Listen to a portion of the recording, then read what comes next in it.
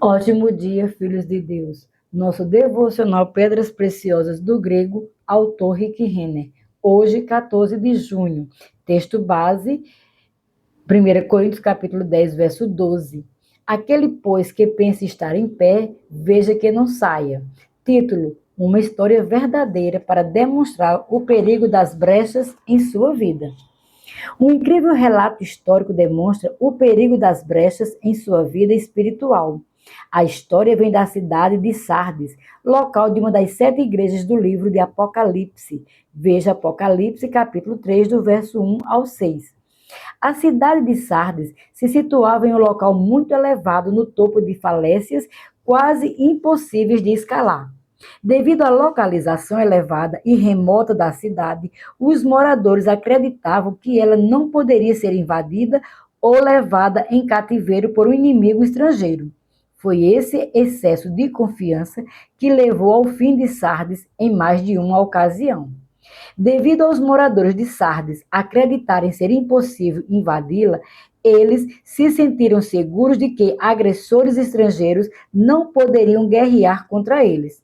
Como resultado, eles se tornaram orgulhosos, arrogantes, excessivamente confiantes, preguiçosos e complacentes. Quando essa apatia se instalou, os residentes concluíram presunçosamente que não havia outra cidade tão segura quanto a deles. Como resultado dessa atitude arrogante, eles deixaram de prestar atenção aos alicerces e aos muros de sua cidade, que prosperava continuamente. Assim, enquanto o orgulho e o excesso de confiança do povo continuavam a ficar cada vez mais fortes, ao longo dos anos, eles não perceberam que os alicerces e os muros de sua cidade haviam começado a deteriorar-se e a formar grandes rachaduras na base dos muros. No início, as rachaduras eram pequenas e imperceptíveis. Porém, com o passar do tempo, aquelas pequenas rachaduras se tornaram maiores, mais profundas e mais largas. Finalmente, as brechas nos muros se tornaram tão largas que um corpo humano conseguiria passar facilmente através delas. Mas as pessoas nem sequer percebiam que não estavam mais seguras, devido às enormes fraturas nas paredes e nos alicerces, tornara-se muito fácil um inimigo escalar os lados da montanha, passar pelas brechas e marchar diretamente para a cidade. Contudo, os moradores da cidade estavam totalmente inconscientes do problema. Certa noite, enquanto a cidade de Sardes estava dormindo, um exército inimigo escalou as falésias e deslizou através das brechas e nos alicerces e nos muros da cidade. Poucos minutos foram necessários para os soldados inimigos passarem por aquelas fraturas e silenciosamente subirem até o topo dos muros da cidade. Depois, o exército invasor se instalou em posições militares com armas apontadas para as principais rotas do interior, de modo que ninguém de Sardes pudesse fazer um movimento sem enfrentar retaliação. Quando acordaram na manhã seguinte e se aventuraram pelas ruas, os moradores de Sardes foram lançados em um estado de pânico e choque ao perceberem que estavam cercados por todos os lados por uma força inimiga. Forças inimigas haviam se infiltrado em seu meio antes de eles saberem que aquelas forças estavam sequer próximas. Infelizmente, a cidade de Sardes é como muitos de nós. Nós nos tornamos tão ocupados com a vida, tão jogados para lá e para cá pelos cuidados cotidianos, ou talvez tão confiantes de nossas próprias capacidades, que nos tornamos inconscientes de nossa própria necessidade espiritual. Seguimos em frente na vida como se não tivéssemos necessidade de cuidar dos alicerces da nossa vida, sem perceber que pequenas rachaduras estão começando a se formar. Esse tipo de pensamento negligente costuma ser acompanhado por ausência de oração e insensibilidade ao Espírito de Deus. Um cristão que é demasiadamente ocupado para entrar na presença de Deus é um cristão que logo se encontrará com problemas, como aconteceu à cidade de Sardes. Foi por isso que o apóstolo Paulo disse: aquele, pois, que pense estar em pé, veja que não caia. 1 Coríntios capítulo 10, verso 12. A palavra pensa provém da palavra grega dokel, que nesse caso significa ser da opinião, avaliar, supor ou pensar, como está traduzido aqui. Nesse versículo, a palavra dokel expressa a ideia do que uma pessoa pensa ou supõe de si mesma. Nada há aqui para certificar que a opinião do indivíduo está correta, somente que ela é a opinião prevalecente que ele tem ser acerca de si mesmo. Daqui a um instante você verá por que é tão importante entender isso. A seguir, Paulo diz: aquele, pois, que pensa estar em pé. A frase estar em pé provém da palavra grega esteme, que significa simplesmente ficar em pé ou ficar firme. Porém, quando as palavras dokel e esteme são combinadas como Paulo as usa neste verso, isso significa, portanto, alguém que tenha de si mesmo a sua própria opinião de que está forte e firme. Então Paulo acrescenta as próximas palavras criticamente importantes. Veja que não caia. A palavra veja provém da palavra grega blepo, o que significa assistir, ver, contemplar ou estar ciente. O tempo grego indica a necessidade não só de assistir, mas de ser continuamente atento. Paulo está nos exortando a viver em um estado ininterrupto de vigilância em relação à nossa vida espiritual e à firme posição de fé que alegamos possuir. Porque ele insiste em que sejamos tão atentos. Ele prossegue dizendo: aqueles, pois, que pensam estar em pé, veja que não caia. A palavra caia é pípito, que significa cair.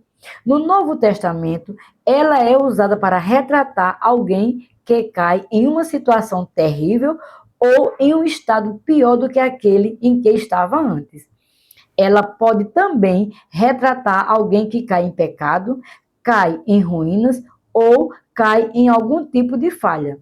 A palavra pípito, usada por Paulo nesse versículo, descreve enfaticamente uma queda de uma posição anteriormente presumida como altiva. Portanto, não é apenas a um pequeno tropeço que Paulo está se referindo, mas trata-se de uma queda que faz com que uma pessoa se acidente tristemente. Quando você junta tudo isso, 1 Coríntios capítulo 10, verso 12, poderia ser assim traduzido: se alguém tem de si mesmo a opinião de que está forte e firme, precisa estar continuamente atento e sempre de guarda para que não tropece, tombe e caia de sua posição de excessiva confiança e mergulhe de cabeça e se acidente gravemente. Nunca devemos nos tornar tão presunçosos a ponto de cair em complacência. No dia em que permitimos que isso aconteça, estamos em uma grande encrenca. Como a cidade de Sardes, podemos acabar com enormes brechas das quais sequer temos consciência. É exatamente nesse momento que o inimigo entrará para nos levar cativos em diferentes áreas de nossa vida. Portanto, precisamos acompanhar a nossa confiança com vigilância. Infelizmente, parece que a igreja de Sardes espelhava com precisão a cidade de Sardes. Jesus disse a eles: conheço as tuas obras, que tens nomes de que vives e estás morto. Apocalipse 3:1. Houve um tempo em que a igreja de Sardes teve um grande nome e um testemunho de ser espiritualmente viva e vibrante. Porém, devido aos crentes dessa igreja terem ficado demasiadamente ocupados e não dado atenção às coisas fundamentais em sua vida, rachaduras começaram a formar-se espiritualmente com o passar do tempo. Finalmente, o diabo encontrou uma maneira de entrar naquela igreja para arruinar seu nome e sua influência.